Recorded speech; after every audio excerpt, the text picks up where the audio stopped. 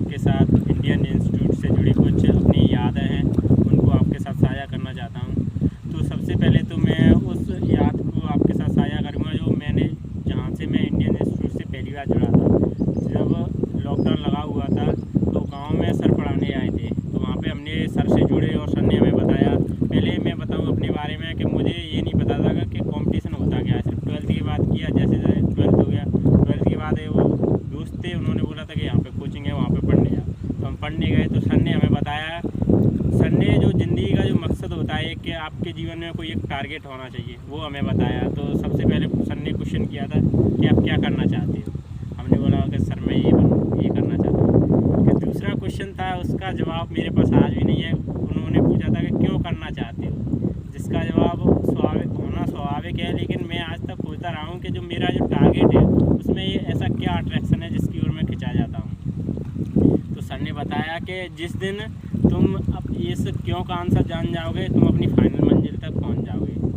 तो और मैं एक इंडियन इंस्टीट्यूट की विशेषता एक और बताना चाहूँगा कि ये जहाँ पे जो सभी लोगों के साथ समानता के साथ व्यवहार किया जाता है, और जो एक कहते हैं ये कि इंडियन इंस्टीट्यूट की जो समानता है वो ये उसकी पहचान है। और ये संघर्ष और सहयोग वो ये वहाँ पे एक ज़्यादातर देखने को मिलता है, क्योंकि संघर्ष के साथ और एक दूसरे के सहयोग के साथ आज इंडियन इंस्टीट्यूट इतनी बुलंदियों को छूटा है। और जहाँ तक मैं अपनी जो सफलता में किसी का योगदान मानता हूँ तो मैं अपने माता पिता और रुद्रा सर का मानता हूँ, जिन्होंने मुझे यहाँ तक पहुँचाया। आज मैं जो कुछ हूँ उनकी वजह से।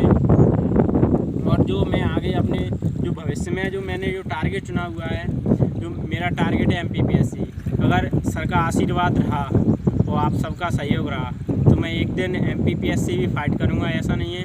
और जो सर एक और सर की बात, मुझे हमेशा ऐसे ज़िंदगी जीने के लिए एक ज़िंदगी में उतार चढ़ाव आते रहते हैं। तो सर की एक बात मुझे हमेशा याद रहती है कि कोई समस्या हुई हमारे जीवन में तो बोलते हैं कि किसी समस्या का अगर सॉल्यूशन है तो फिर टेंशन लेना क्यों, अगर सॉल्यूशन नहीं है तो फिर टेंशन लेना क्यों, कि उसका सॉल्यूशन ही नहीं, हम कर भी कुछ नहीं सकते। तो इस बात को मैं हमेशा ध्यान में रखते हुए हमेशा खुश रहता हूँ। कोई भी समस्या आई ऐसे निकाल लेते हैं कि हाँ यार जब सॉल्यूशन है तो हो जाएगा, अगर नहीं है तो हम कर भी क्या सकते हैं। तो इसी के अंत में मैं बस इतना कहना चाहूँगा कि आप भी आइए और इंडियन इंस्टीट्यूट से जुड़िए, और आप भी मेरी तरह अपने सपनों को साकार कीजिए। आप सिर्फ ज़्यादा टाइम आपको नहीं देना है इंडियन इंस्टीट्यूट में, सिर्फ आप